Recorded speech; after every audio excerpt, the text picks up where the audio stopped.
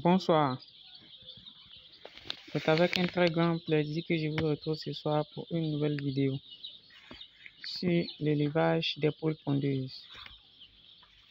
Cependant,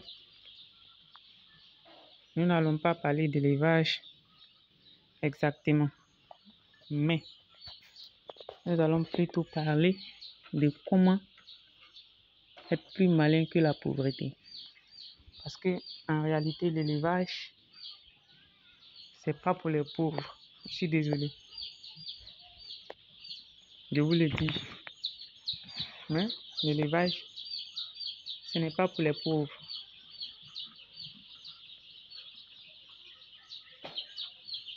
Donc, pour ce fait, j'ai décidé de faire cette vidéo à titre éducatif pour tous ceux qui sont sur ma chaîne ou pour tous ceux qui vont me découvrir pour la première fois. Donc, sachez avant toute chose que l'élevage est très rentable, comme je le dis souvent. Mais l'élevage, il faut maîtriser, il faut se former, il faut apprendre. Il y a des stratégies pour pouvoir avoir de l'argent. On ne fait pas juste l'élevage juste pour le faire, mais on le fait pour pouvoir s'en sortir.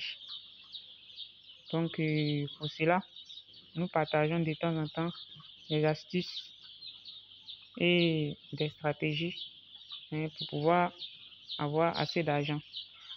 Donc aujourd'hui, comme je l'ai dit, nous allons parler un peu à titre éducatif.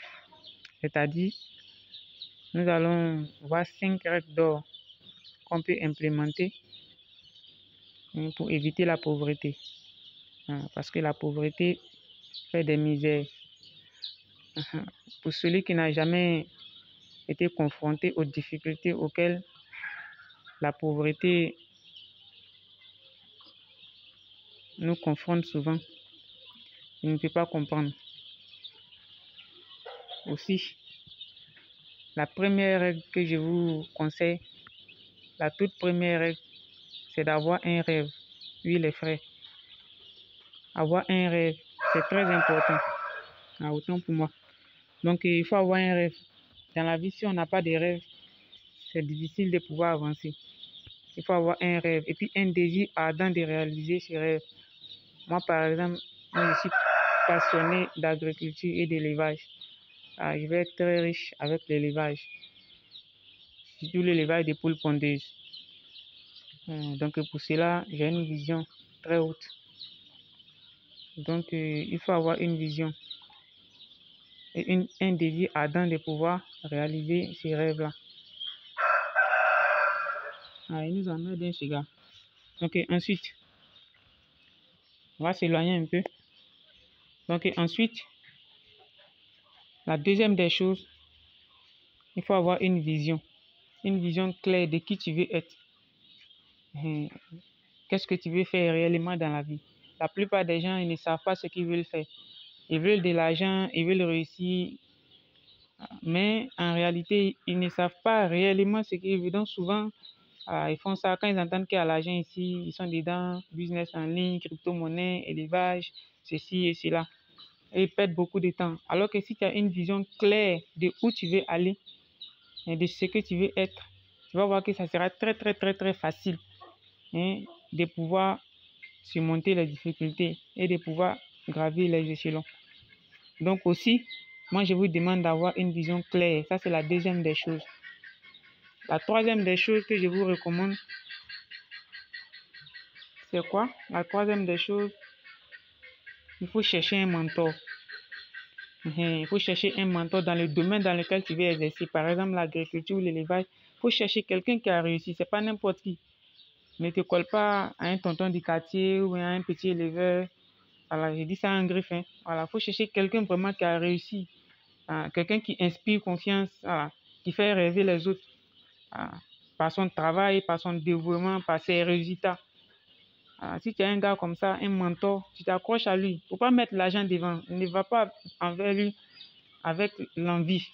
Non, non, non, avec la faim, avec la pitié. Non, non, non, non. Il faut aller dans le désir d'apprendre, dans le désir de te former. Donc si tu vas voir qu'il va vider son sac pour toi. Lorsque tu vas, il faut te mettre à son service, les petits services. Surtout si tu es au bas de l'échelle, tu t'en vas avec humilité. Tu vas voir que si tu vas avec humilité et que tu es prêt à faire des petits sacrifices, tu vas voir que lui aussi, il va te former, il va te donner les secrets qu'il faut pour réussir dans le domaine. Ensuite, la quatrième des choses que moi je te recommande, c'est quoi? Il faut commencer avec le peu que tu as. Il ne faut pas attendre forcément d'avoir beaucoup d'argent, d'avoir des millions, 3 millions, 5 millions, non, non, non. Même si tu as 300 000, même si tu as 100 000 francs, 500 000, quelle que soit la somme que tu as, commence. Même si tu n'as rien, va, commence quand même. En allant apprendre, ça c'est déjà un début. Si tu ne connais rien de l'élevage, mais tu vas avoir de l'argent à travers l'élevage, va apprendre. C'est déjà un début. Tu peux aller apprendre. La cinquième des choses maintenant, c'est quoi? La cinquième des choses, il faut avoir une stratégie de croissance. Et une stratégie de croissance. C'est-à-dire, lorsque tu commences, il faut avoir, comme j'avais dit, il faut avoir un rêve. Ça, c'est important. Maintenant, dans ta vision, ça, j'avais oublié de le dire au début, dans ta vision, tu dois avoir une vision à court terme, à moyen terme et à long terme. Par exemple, j'ai 100 000 francs, je veux commencer. Ça, c'est le court terme. Avec 100 000 francs, qu'est-ce que je peux faire? Donc, tu essaies de voir des petites stratégies que tu mets en place pour pouvoir évoluer avec tes 100 000 ou bien avec tes 200 000, etc. Ou bien, je ne connais rien de l'élevage, mais comment est-ce que je m'approche à quelqu'un pour apprendre? Ça, c'est une stratégie à court terme. À moyen terme, déjà, tu peux chercher peut-être un fonds de roulement, par exemple. À long terme, comment est-ce que tu vas devenir un grand éleveur, devenir un leader dans ton secteur, un industriel? Ça, ce sont des stratégies à long terme. Mais dès le début, il faut que tu aies quoi? Il faut que tu aies un rêve. Il faut rêver grand.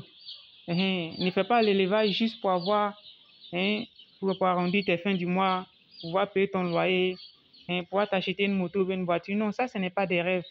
Il faut rêver vraiment grand pour pouvoir impacter des gens et résoudre des problèmes. Par exemple, on sait qu'en Afrique, bon, par exemple, moi, je suis en Côte d'Ivoire, au passage. Donc, en Côte d'Ivoire, on sait qu'on importe souvent les œufs d'étape. On importe souvent les poulets de chair et j'en passe. Donc, ce qui veut dire qu'il y a des opportunités.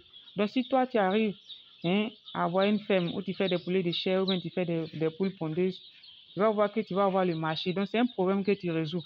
Est-ce que tu vois? Donc, au fur et à mesure que tu grandis, tu vas voir que tu vas impacter d'autres personnes. Parce que d'autres aussi vont regarder ta réussite, comme nous, on a regardé la réussite de d'autres. Et puis, ils vont se lancer. Ils vont vouloir apprendre auprès de toi. Donc, tu vas devenir un leader. C'est comme ça qu'on devient un leader peu à peu. Donc, si nous sommes à ce niveau de la vidéo, c'était les 5 conseils que j'avais à partager avec vous, que moi-même j'ai implémenté, que j'ai appris avec quelqu'un, j'ai implémenté et j'ai vu les résultats. Donc, sur ma chaîne, je la partage aussi pour que vous aussi, à votre tour, vous pouvez l'implémenter, vous verrez. Voilà, maintenant, il va vous faire un petit bonus, un petit cadeau. Si nous sommes arrivés à ce point-là, c'est la fin. Maintenant, le bonus que je vais vous donner, c'est quoi? C'est de former une équipe. Dans ce domaine-là, au début, voilà, tu peux être seul. Moi, actuellement, je travaille tout seul. Bon, pas pratiquement tout seul. Je travaille avec, j'ai mon gardien qui est là. Et puis, de temps en temps, il y a des petits que je prends pour faire des contrats lorsque je ne suis pas là. Mais lorsque l'entreprise va grandir, j'aurai besoin des gens qui vont travailler lorsque je ne serai pas là.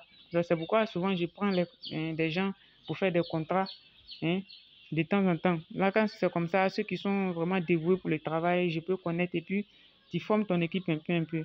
Voilà, maintenant, tu peux avoir aussi des associés. Moi, par exemple, j'ai des associés actuellement. J'ai mis des années. Ça, c'est des trucs, c'est pas à court terme. C'est des trucs à long terme. Dans ton domaine, tu vois les gens qui partagent les mêmes idées que toi, les gens qui sont honnêtes. Et puis, vous essayez de former une équipe. Ça, ce sont une équipe, pas pour travailler pour toi, mais des associés. Donc, lorsque vous allez atteindre la croissance, lorsque vous allez vraiment grandir, vous aurez besoin de vous former ensemble, peut-être en collectivité ou bien en coopérative pour pouvoir aller un peu plus loin.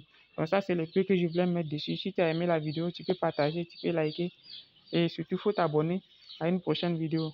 Allez, bonne soirée.